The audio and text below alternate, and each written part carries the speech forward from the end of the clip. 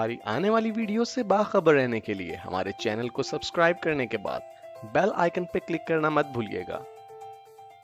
बिस्मिल्लाहिर्रहमानिर्रहीम। Dear students, welcome to IT series tutor channel. अपने इस वीडियो में हम बात करेंगे प्री प्रोसेसर डायरेक्टिव की और इसकी टाइप्स की। तो आइए अपने लेक्चर का बाकायदा आगाज करते हैं। हम शुरुआत करते हैं प्री प्रोसेसर डायरेक्टिव की डेफिनेशन से। तो अगर आप डेफिनेशन की बात करें तो हमें पता चलता है कि preprocessor directive is an instruction. देखिए, आपका प्रोग्राम क्या है? Program is a set of instruction. तो प्री प्रोसेसर डायरेक्टिव भी एक इंस्ट्रक्शन है, लेकिन थोड़ा सा फर्क है आपके प्रोग्राम इंस्ट्रक्शन और प्री प्रोसेसर डायरेक्टिव जो इंस्ट्रक्शन है, इनमें फर्क क्या है कि ये जो इंस्ट्रक्शन है given to the compiler before the execution of the actual program. यानी एज अ प्रोग्रामर आपने अपने प्रोग्राम में, अपने सोर्स कोड में जो इंस्ट्रक्शंस लिखी हैं, उन्हें एग्जीक्यूट करने से पहले, उन्हें कंपाइल करने से भी पहले, इवन ये इंस्ट्रक्शंस पहले कंपाइलर फॉलो करता है, जिन्हें हम प्री प्रोसेसर डायरेक्टिव कहते हैं। प्री प्रोसेसर डायरेक्टिव्स को कंपाइलर डायरेक्टिव भी कहा जाता है और pre processor directive actually pre processor के लिए जो है इशू की जाती हैं, या इन्हें जो प्रोसेस करता है वो प्री प्रोसेसर करता है। डियर स्टूडेंट्स, हम प्रीवियसली देख चुके हैं कि कंपाइलर एक प्रोग्राम है, एक सॉफ्टवेयर है, और कंपाइलर का काम है आपके हाई लेवल इंस्ट्रक्शंस को बाइनरी कोड में कन्वर्ट करना। बिल्कुल इसी तरह से कंपाइलर के साथ कई दूसरे सॉफ्टवेयर मिलकर आपका आईडीई कंप्लीट कर रहे होते हैं। तो प्री प्रोसेसर भी एक प्रोग्राम है, ये भी एक पार्ट है आपके इंटीग्रेटेड डेवलपमेंट एनवायरनमेंट का।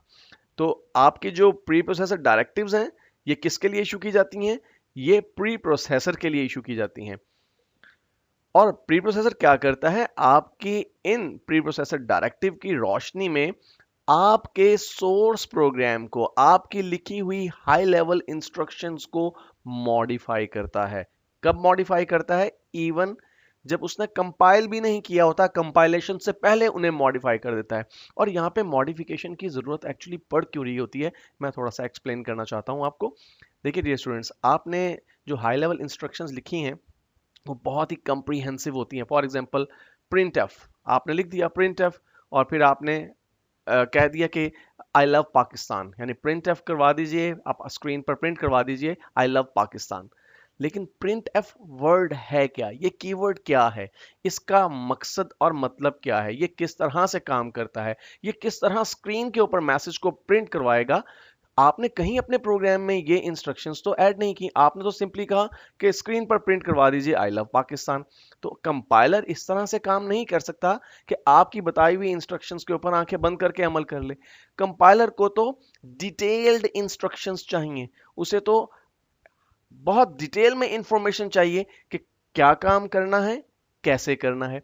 तो एक्चुअली आप जब अपने प्री प्रोसेसर डायरेक्टिव्स को यूज करते हैं तो आपका प्री प्रोसेसर आपके लिखे हुए हाई लेवल इंस्ट्रक्शंस को, सोर्स प्रोग्राम को चेंज करता है, उसमें मजीद इंस्ट्रक्शंस, मजीद कोड शामिल करता है। आपको याद होगा कि हमने जब एक छोटा सा एक प्रोग्राम जो है वो कंपाइल किया था, तो उसमें 6 या 7 लाइंस थी, लेकिन जब वो कंपाइल हुआ था तो हमारे पास लिखा आ रहा था 496 लाइंस कंपाइल्ड।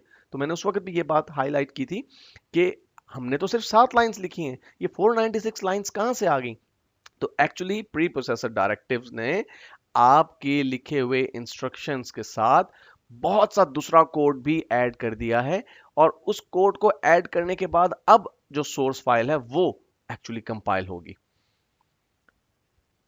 जब भी आप प्री प्रोसेसर डायरेक्टिव इस्तेमाल करते हैं तो इसके एंड पर सेमीकोलन का इस्तेमाल नहीं किया जाता, और प्री प्रोसेसर डायरेक्टिव हमेशा पाउंड या हैश के सिंबल से स्टार्ट होते हैं, और फिर पाउंड या हैश के सिंबल के फौरन बाद या तो इसमें इंक्लूड का वर्ड आता है या डिफाइन का वर्ड आता है। अब मैंने ये दो लफ्ज क्यों लिखे? क्योंकि बेसिकली आपके प्री प्रोसेसर डायरेक्टिव की दो एग्जाम है, तो जिस किस्म का प्री प्रोसेसर डायरेक्टिव आप यूज कर रहे होते हैं उसकी मुनासबत से आप इंक्लूड या डिफाइन का वर्ड इस्तेमाल करते हैं।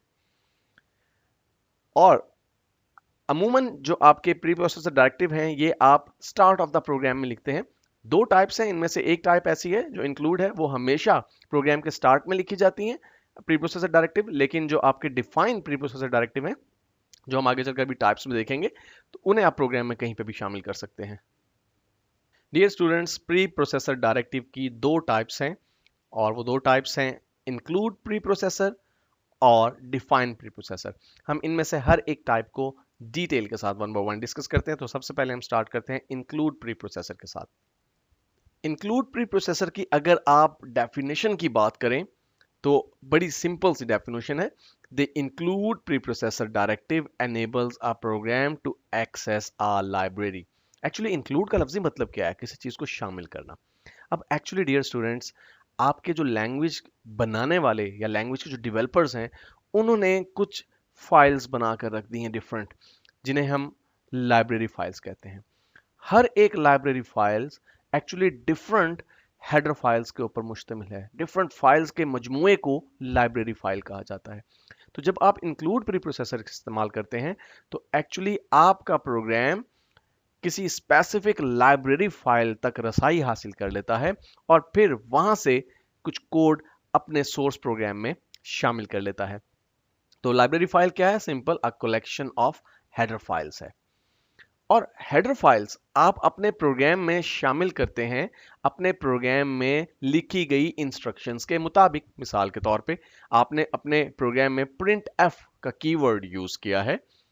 अब प्रिंट एफ क्या है, ये किस तरह से काम करता है, ये किस तरह से मैसेज को स्क्रीन पर प्रिंट करता है, इस सब की डिटेल्स के लिए आपको एक स्पेसिफिक हेडर फाइल अपने प्रोग्राम में शामिल करनी पड़ेगी।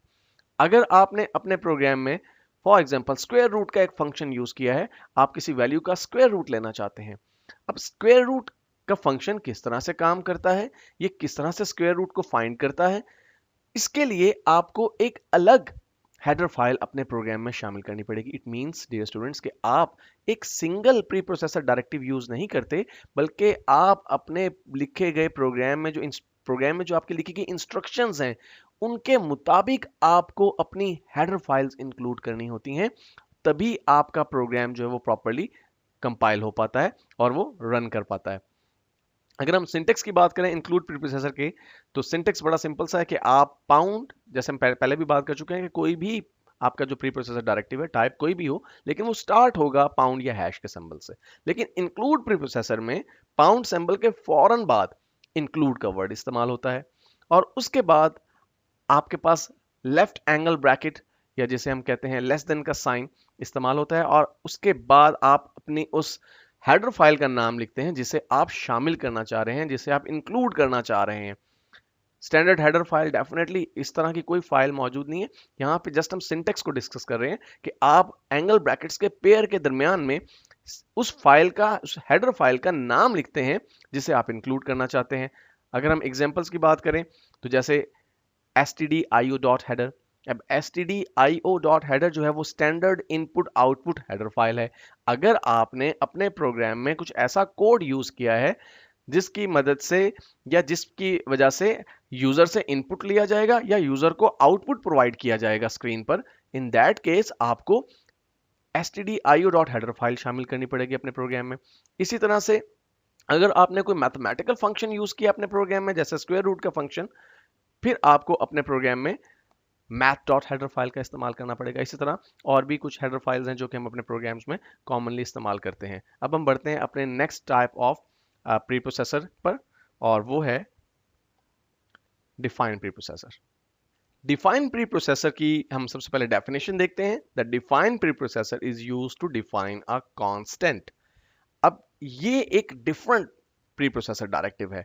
इंक्लूड प्री प्रोसेसर ने क्या किया, उसने आपके प्रोग्राम में कुछ और कोड शामिल किया और वो कोड शामिल किस तरह से किया गया, वो कोड शामिल किया गया डिफरेंट किस्म की हेडर फाइल्स में से। लेकिन डिफाइन प्रीप्रोसेसर क्या करता है कि बाज औकात आप अपने प्रोग्राम में कोई कांस्टेंट वैल्यू यूज कर रहे होते हैं। कांस्टेंट वैल्यू ऐसी वैल्यू कहते हैं जो चेंज नहीं होती, जो हमेशा कांस्टेंट रहती है। फॉर एग्जांपल वैल्यू ऑफ पाई। अब पाई की जो मैथमेटिकल वैल्यू है वो कभी भी चेंज नहीं होती। अब अगर आप अपने प्रोग्राम में जगह जगह पाई की वो वैल्यू यूज कर रहे हैं तो डायरेक्टली वो वैल्यू यूज करने के बजाय आप एक कांस्टेंट डिफाइन कर सकते हैं और फिर जब भी आपने उस वैल्यू को इस्तेमाल करना हो, आप उस वैल्यू को डायरेक्टली यूज करने के बजाय उसका नाम इस्तेमाल करें जो आपने डिफाइन किया होगा। तो आइए देखते हैं कि ये किस तरह से काम करता है।